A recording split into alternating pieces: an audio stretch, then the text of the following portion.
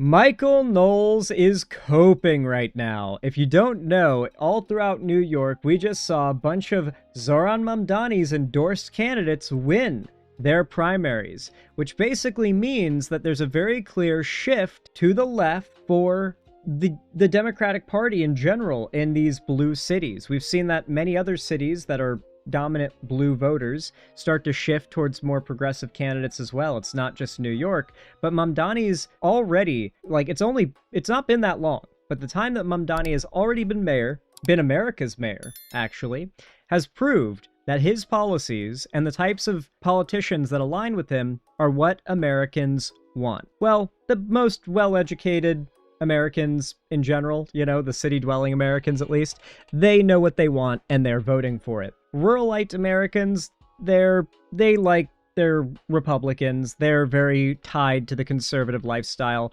I don't know if we could, like, socialist pill those people, but regardless, New York is becoming a socialist political stronghold for real in America, and the chuds are mad. So, let's go ahead and see what Michael Knowles has to say with his little copium storm. He's driving up. I can't speak. He's driving up for us. AOC is out. DAC is in. The next congressman from New York's 13th, Daria Liza Avila Chevalier, does not just promote socialism and environmentalism like her radical colleague and predecessor.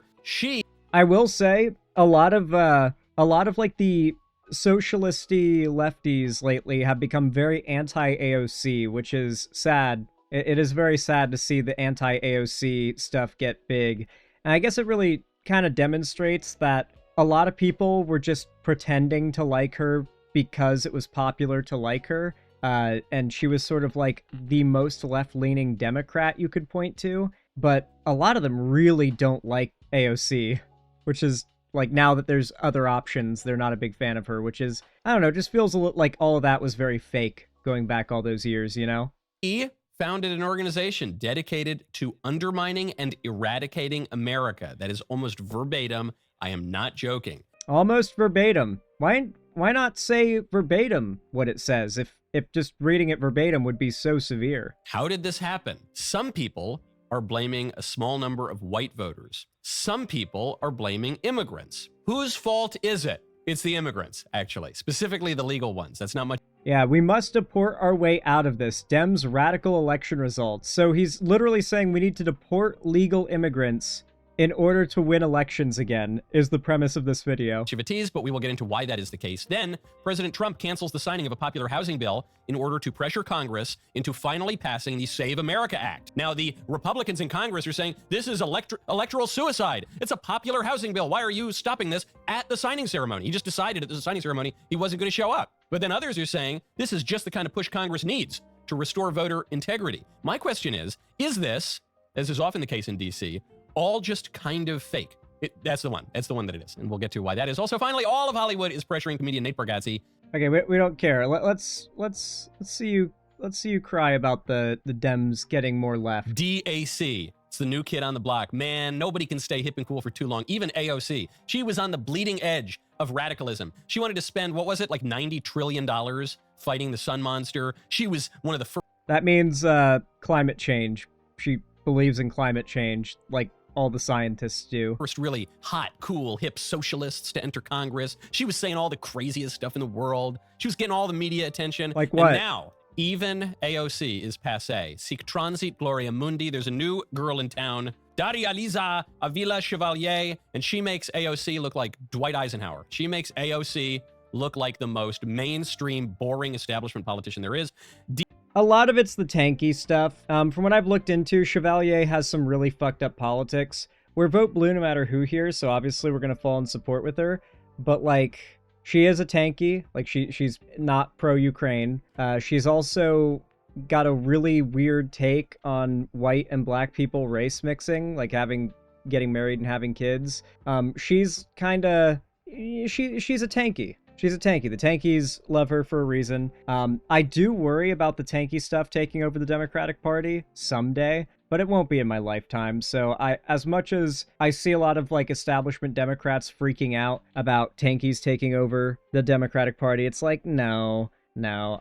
Obviously, in New York City, a tanky-aligned candidate is going to be able to win in 2026. Like, it just makes sense. The AC is the Democrat nominee for New York's 13th congressional district. She just won the nomination for the Democrats. DAC is a socialist. She is Hispanic and identitarian in her politics. She also wants to eradicate America.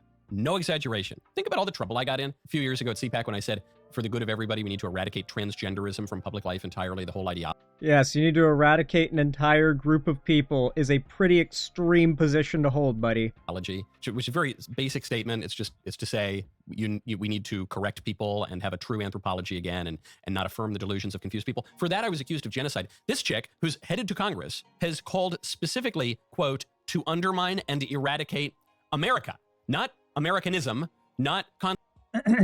Divestment is not an incrementalist goal. True divestment necessitates nothing short of the total collapse of the university structure and American empire itself. It is not possible for imperial soils to remain so heavily consecrated in the metropole and I don't really know this word actually, as high cultural repositories without the continuous suppression of all populations that resist the empire's expansion. To divest from this is to undermine and eradicate America as we know it. I think you might be misreading this. I mean, maybe not, though, because we are arguing why we need to basically take apart American imperialism here. Yeah, I mean, she's a tanky. I'm not big on it, but, like, I don't know. Like, I don't really have much I can say to defend tanky worldview. I don't think America should be destroyed, you know?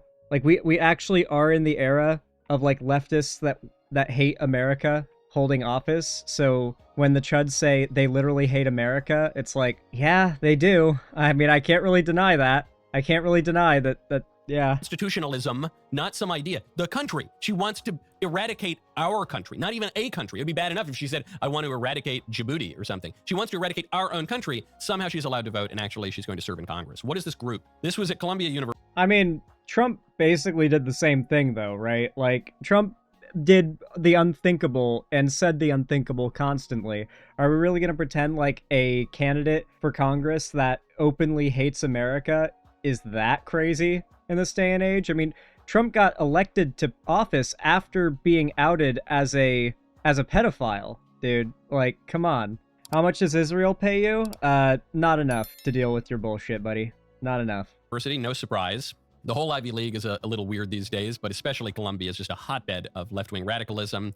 She founded this group called the Columbia University Apartheid Divest Movement. And the Quad is aimed ostensibly at Israel, because there have been these movements on university campuses for years and years to divest from Israel. And really, even that didn't start with Israel. That began out of... I really hate the people who have managed to make the argument that... like, to be pro-Palestine, you have to be anti-America, you have to be anti-Israel. To be anti-Israel, you have to be pro-Palestine, or being pro-Palestine makes you anti-Israel. It's like, there's just so much, like, intentional making the entire issue black and white, so you can just say, oh, this person doesn't have the right take, cancel them. It's why literally anytime I try to talk about this with the slightest bit of nuance, we get some chud in chat saying, how much is Israel paying you? Why are you not repeating the same lines? You have to say the lines. The movement to divest from South Africa, which was promoted by left-wingers 30, 40 years ago, and that movement has now led to mass persecution and calls for genocide of white South Africans. So a similar kind of thing. Shut up, bro. There's no genocide of white South Africans. It's not happening. We already fact-checked this. You lied about that. You all did. Yes, ostensibly the direct object is first South Africa, now Israel, but really it does all kind of swing back to America, because what these people really hate is the West, the civilization that we used to call Christendom, and specifically America, because America's the hegemon of that civilization and of the whole world. So what did Quad do? It didn't just call to defund Israel or to, I don't know, support Palestinian statehood or something. In the second bullet point for this group that the future congressman from New York founded, it says, divestment is not an incremental goal. True divestment necessitates nothing short of the total collapse of the university structure and American empire itself. So it begins at this university, ostensibly a prestigious university, Columbia. It's lost a little of the prestige in recent decades, but it starts at the university. It says we want to eradicate the university. We want to eradicate Israeli statehood, I guess, just like we used to want to eradicate the political system. But then someone else will show up and say you're anti-Semitic. Dude, I literally had like a branching thread of argumentation on Twitter the other day. A guy said Israel has no right to exist. Someone that I follow that's like presents themselves as a pretty moderate leftist. And I was like, okay, half of the world's Jewish population lives in Israel. So my question is, and I mean this honestly, what happens to the half of the world's Jews if we dissolve Israel? And they replied, many of them replied, not my problem, who cares? So, like, many of them were very open with the fact that, like, who cares if half the world's Jews die? Like, or who gives a shit? Like, that. So a lot of them are pretty open about the fact that, like, anti-Semitism, being anti-Semitism was just kind of a trend for them, like, when that was popular in the past. But now that everyone kind of hates Jews, including the left right now. Like you're hearing more about how actually maybe the Jews are actually bad from a lot of lefties. Like you got Mike from PA calling Jews a demonic race recently. You know, like you're seeing a lot of rough shit. Israeli here, Israel should be a country for all races. Well, yeah, obviously. But like the big discussion here in America is that to be against Palestinians being genocided, you have to be in favor of Israel being like nuked. That's what a lot of like the most radical want, which really sucks because it really gives a lot of leeway to the Republicans to label anyone arguing for Palestinian liberation as a terrorism supporter, because by definition, we really have it set up easy to designate anyone arguing for violence against the state of Israel to be deemed a terrorist. Like that's pretty much codified in like the Patriot Act, right? Yeah, it just basically opens up the entire movement to getting surveilled, and arrested. From South Africa, but really what we're going after is the American empire. Worth pointing out, she's not even saying we want to destroy this university, Columbia University, which I might sign on to that organization. She says she wants to eliminate the university structure. Universities are one of the great jewels and products of Christendom, of Christian civilization. One of the many flowers of Christianity in politics. Yeah, like, okay, listen, we love mamdani, but Chevalier is like based on 90% of issues, but she is also a bit of a radical tanky, or at least in the past she was.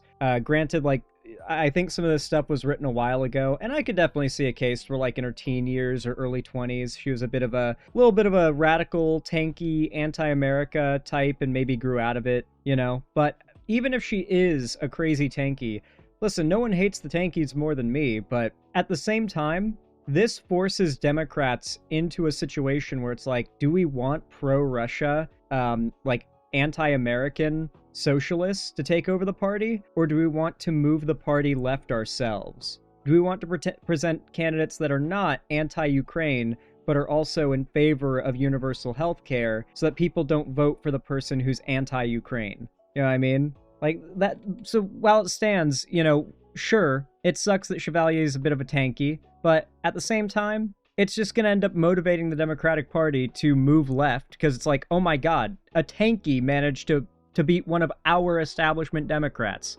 What the hell? It's a wake-up call. Oh, to answer a question, yes, Michael Knowles was a gay theater kid back in the day. In fact, I've got something beautiful to show you. So here's a student film that Michael Knowles was in back in the day, back in college, I want to say, called House of Shades. It is, in fact, up on YouTube, okay? And I won't need to point out who Michael Knowles is. It's pretty obvious. And no, I will not tell you. I will not tell you what happens here. Just watch. No spoilers in chat. Do not spoil it. You okay, buddy? Gonna vom? No.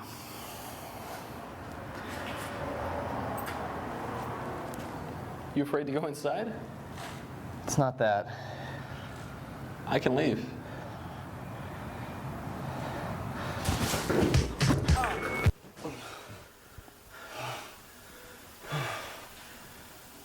That was... Wow. Thanks. Have you not done it with men? Mind if we don't get into that? Oh, yeah, sure. It's not a lot, is it? Can I get a towel?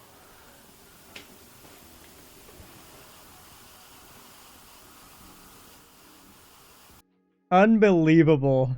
Unbelievable, bro.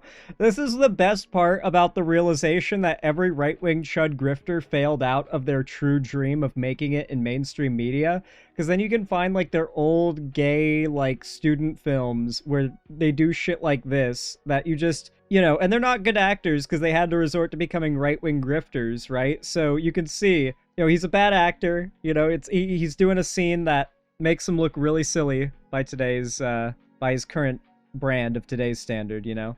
Very good stuff. Anyway, screw Michael Knowles and critical support for Chevalier, okay? Critical support. Do we not remember that term? We're critical, and yet we support her, because that's what's practical. And we're vote blue no matter who. Vote blue no matter who means exactly what it says it means. No matter who.